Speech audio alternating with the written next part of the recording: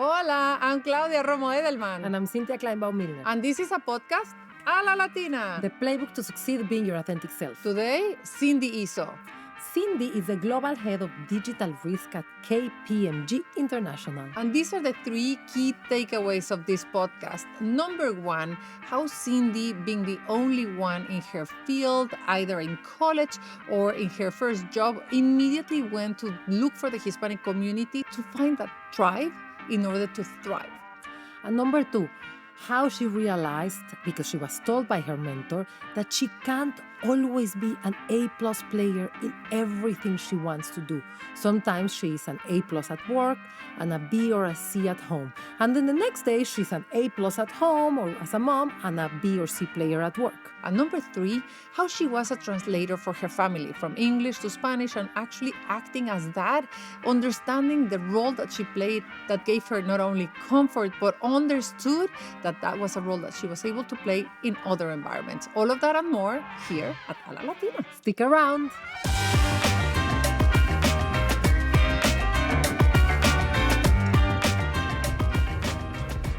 Before this episode starts, go to alalatina.com and sign up for our newsletter. We've put together a ton of career advice and worksheets that you can download to manage your career and get to the top in half the time with half the bruises. A la Latina. Today, the incredible Cindy Izzo. Cindy is the global head of digital risk for KPMG International, and she's in the corporate advisory board of Alpha National. And we are so happy to see you and to have you with us. Cindy, what an honor. Thank you so much. I'm so humbled and pleased to be here with you both today. We have heard so much about you, but I don't know how much our audiences know you. So we'd like to get right in and get to know everything. What made you be who you are and what you do today? What's your background? What's your story? I owe a lot of who I am to my mom and to my nana, the strongest women I think I've ever known.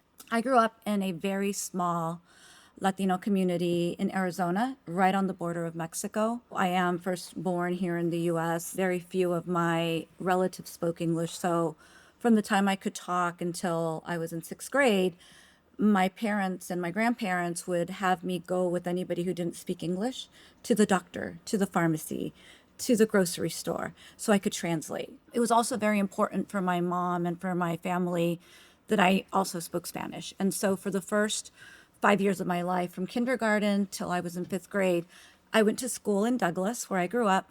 My nana would pick me up and my grandparents would drive me across the line to Mexico. And I'd go to school for 4 hours to learn how to write, read, and speak Spanish. And it wasn't until I got to junior high in sixth grade where I said, I don't want to go to school at night. Yeah, so you had like no free time. That's your playbook to succeed is go to school in the morning and then go again to school in the afternoon. That's right. But I think by then I had really learned how important it was to know my role in my family. So those values, community, responsibility, and understanding your role, how have they marked your life and what you do today? I think that I never had the option to say, I'm not going to college, or I'm not going to do something that's going to better us, right? So that was instilled in me at a very early age. So knowing that I had to get good grades, knowing that I always had to take care of others, knowing that in order for me to be successful, there had to be successful people around me. I think that has actually helped me through my personal and professional career since I was younger, right? In college, the first thing I did was join a Hispanic network group, because I wanted to be around other Latinos that might have been struggling with the same things I did. Now, the one thing I also think that helped me growing up in this small Latin community was it was predominantly Hispanic. I didn't even realize I was diverse until I was going to go to college, and my guidance counselor said, will you qualify for diverse scholarships? And you're a minority. And I didn't even know what that meant, but I was like, oh, free money for college? Great. But didn't really have an understanding. Like I never felt like a minority. It wasn't until I got to college where I think I started to feel the label and people treating me differently than the entire time I grew up. So for 18 years, I didn't feel like a minority. Yeah. So, do you think that the role that you have managing global risk for one of the most important consulting companies in the world, do you think that you're getting there and that you're able to be successful in what you do because you never saw any discrimination? Because I never felt like that, I don't go into a room thinking there's anything for me to overcome. Right? Wow. You still don't? Like you never did after? No, I did. Of course, once I got into my career, I think it was more gender based at that time because I'm in cybersecurity. Yeah. And so most of my career in IT and in IT security has been predominantly males. And so my first, when I first started with KPMG, I was a director and my entire team doing IT audit, all of the directors, partners, and managers were men. I felt scared. There was nobody there that looked like me. There were a couple of times where I had to kind of drive change in order to fit in a little bit. I'm happy to share about that. But back to your original question, I think the fact that I didn't realize I didn't come to the table like fully, With a handicap, you never I felt that didn't there have was a something. handicap, so I came just as myself. Hi, I'm Cindy, and these are my skills, and this is what I can, do. The other thing that's really, when you talk about that, it's not only like self-awareness, but I've been asked to do a lot of roles that sometimes I'm like, I'm not qualified, or why are they asking me to do that? And I have a little bit of, Imposter syndrome? imposter syndrome, a lot of like, am I qualified? I start questioning myself. But what I've learned is they wouldn't have asked me if someone around me isn't going to be there to support me in those moments. My parents were all about go to college, go to college, go to college, but no one really taught me like what to become after that. How to navigate. How to navigate, what to study, what did I want to do? Yeah. So how did you decide what to study and who told you go to a Big Four and it's going to kind of be a good decision? By the time I had gotten to go to college, I had realized everybody had said, get a business degree, get a business degree. You can't go wrong with a business degree. And so I got to college and I had decided, I had seen a movie and I had decided I wanted to be a stockbroker. That was the path I wanted to take. So I started taking finance classes and accounting classes and thinking I was going to go down that path. I ended up liking my accounting classes a little bit more. Just so happened as I was in this organization, the Hispanic organization at the college, they had a job fair and the Big Four were there. And I met a couple of people. And one of the recruiters just kind of started telling me about the company and the way you could move in the career. And I connected more with her than the company. And for the next 2 years, every time they came, she kind of reached out to the point where I did an internship with them. And I felt comfortable and like they had picked me and I picked them and I went to go work for them. It was like I had no idea what I was getting into at that time. When I started with Arthur Andersen, I was on the audit side. I was on the audit accounting side and I did that for 3 months. And I went to my performance manager and I said, I love this company. I love being here. I hate what I'm doing. And they said, well, we can move you to the consulting side and you can use your finance and your accounting background to in another capacity. And I loved it. My first role when I was over there was being the process communicator between the accountants and the technologists, which goes back to like translation again, right? So here I was now, I understood finance and accounting. I understood what the accounting people were trying to build when they were building a finance and accounting system. And the technologists didn't really understand them, but I could kind of connect the dots for both of them. And I felt that really rewarding. And it goes back to, when I think about it, to the role I had had since I was like probably 5 years old. You were talking in the panel about how you were building your career at the same time that you were building your family. So can you walk us through like the key moments of your career? I graduated from university with a 2-year-old.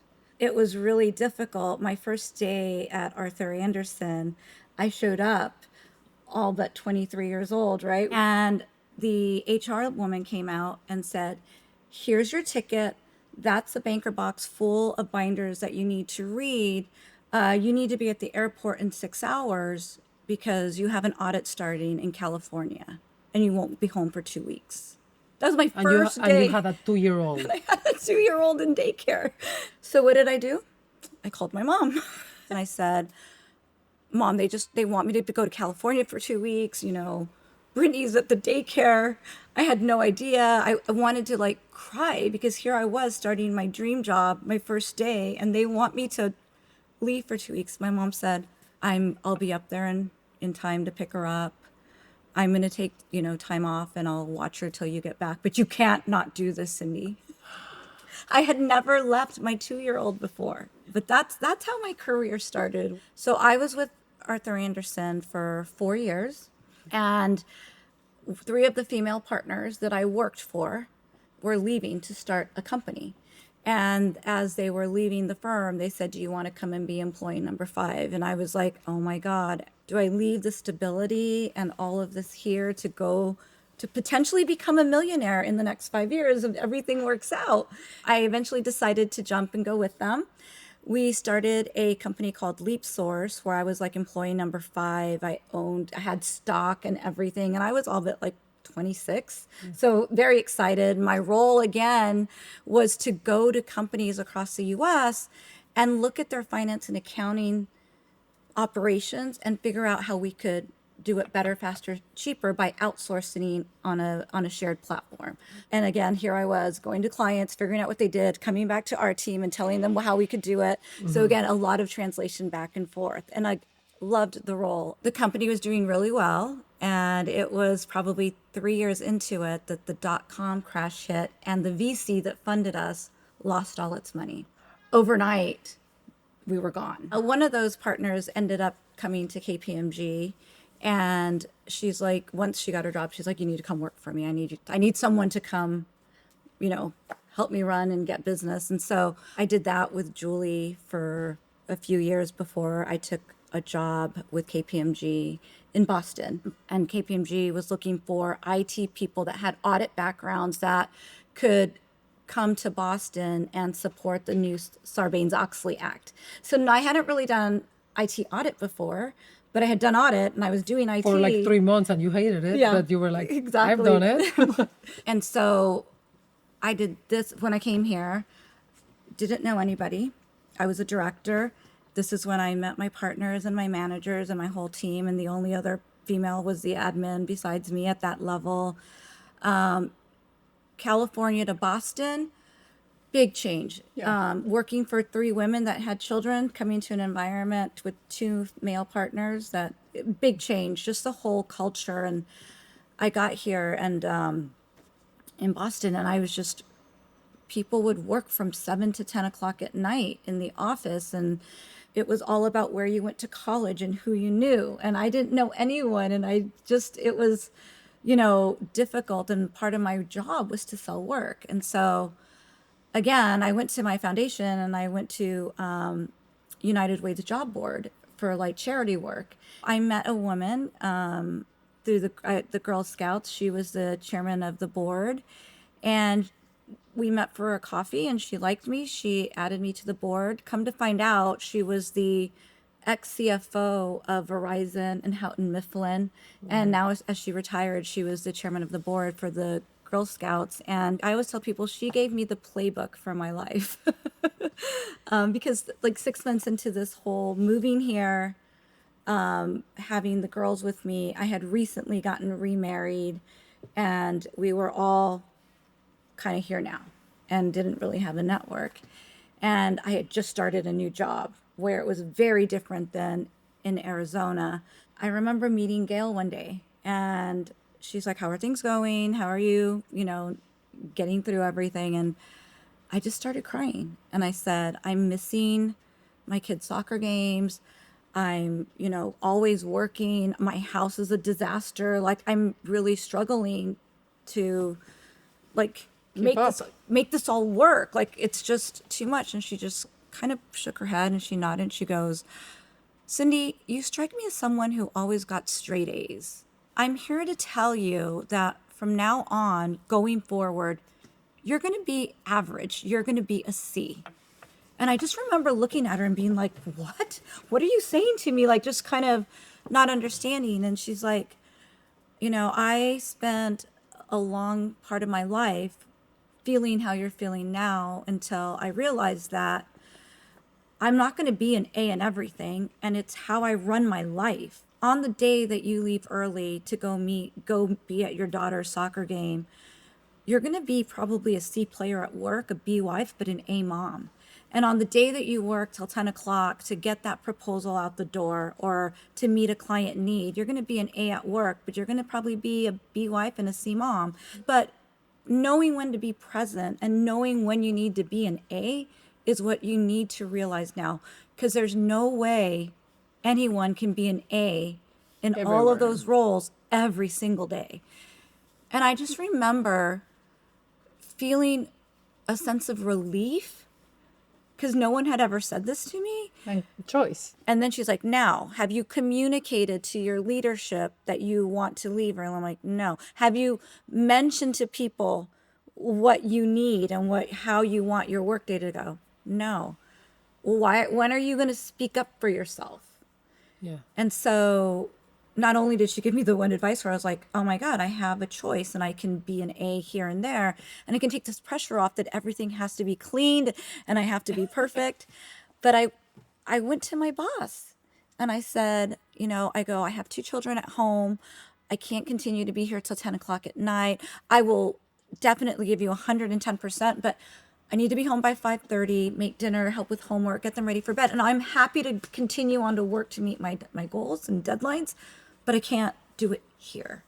And I'd like to, like 3 times a week, be able to drive my kids to school. So I'm not going to come in until 8:30. I'm not going to be. And he just said, okay. He said, okay, thanks for letting me know. Had you already built some reputation with him that he was okay with it? Well, I had been there for 6 months, right? So he had seen my performance, but in those 6 months, I hadn't said one word. But when I spoke to them, it was just like, okay. That also led to other people being like, oh my God, you can do that. So I got better as I kept progressing in my career, speaking my mind about what I needed or what I thought we should do. Once Gail was this white woman who had been a CFO was like, use your voice, tell them what you need. They need you as much as you need them. I kind of felt like I had permission, right? Like I needed someone. And being from a family who none of my parents were in a career, right? So don't know how to navigate. Yeah. So it took someone, I think I needed her to kind of help me understand what I could and couldn't do because I didn't know anything. Yeah. When you felt comfortable, did you start being more your Latina self? Because you said that did. you were like in a corporate environment, everybody was like gray suits and no manicure and so on. So I actually joined Alpha in Boston back in 2005. And I realized that there was a huge community of Latinos just like me that were dressed in color, that had the shoes. And I was inspired and I felt like, oh my God, there are people that look like me here and I can bring this to my work. And so I started slowly. I started wearing a lot of red. I started wearing, different color shoes. And people would notice and sometimes people would comment. And by this time I was like a managing director already. So one step away from being partner. So I was way more comfortable being that role model than trying to find a role model. Do you feel that you've been more productive or more,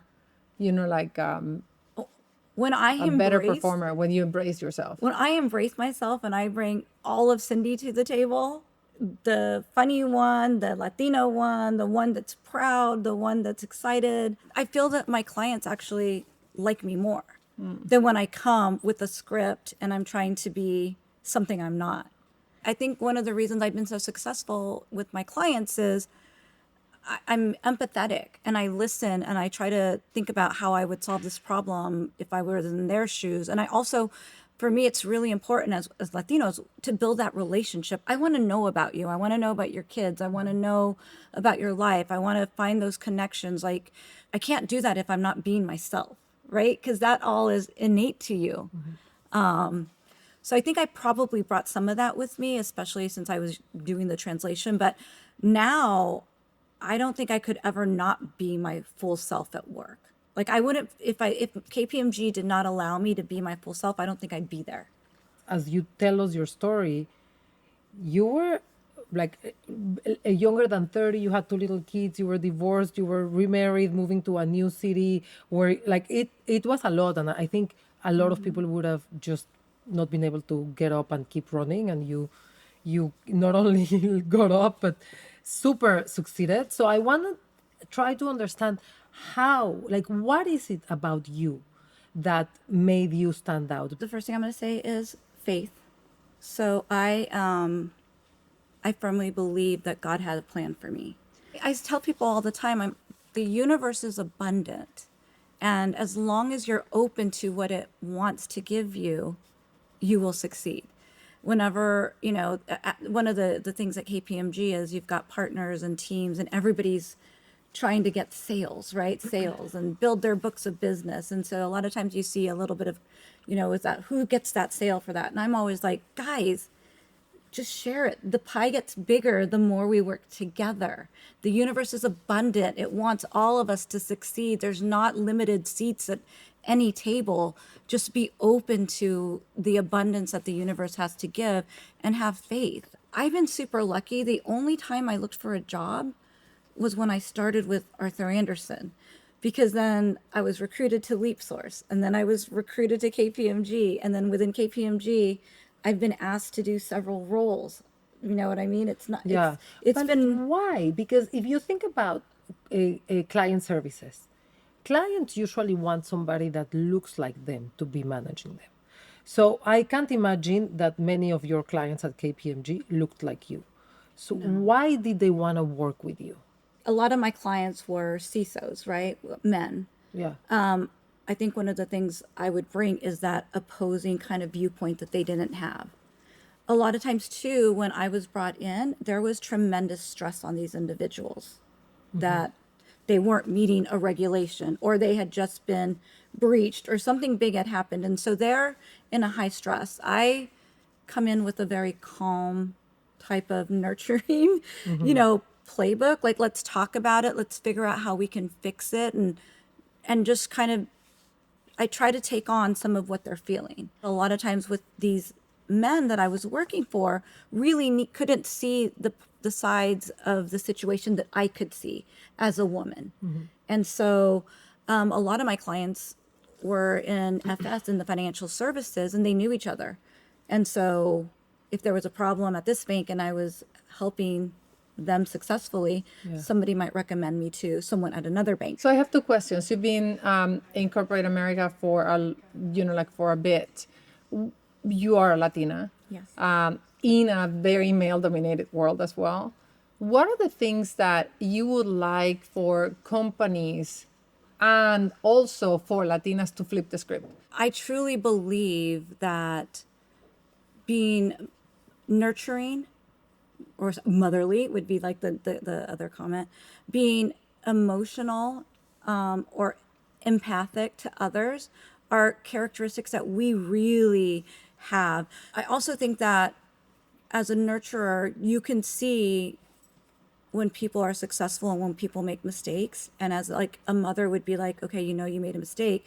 There's a way to deal with that. It's a really good way to allow people to fail without making them feel like they're unworthy. Those things I feel Latinas do because we are compassionate. We're passionate. If we could bring that to work to build our teams, and if other Latinas could look at themselves and say, those are my strengths. The Empress card in the tarot deck represents like the ultimate queen mother of nurturing, support, courage, having her pentacles or her money, and she sits there calmly holding it all as she supports everyone else. And so for me, I always say I want to come to the table as the queen or as the empress because she embodies all of the other queens, right? Which represent emotions and passion and different aspects of divine female energy. And so I would challenge every Latina to embrace that nurturer in herself, that courageous person, that compassionate person, and bring it to work. Because it can only make you a better human being when you're working with people above you, below you, or at your side. I have a last question for Empress Cindy. Gail gave you her playbook. Yes. I want Empress Cindy to give the playbook to our audience.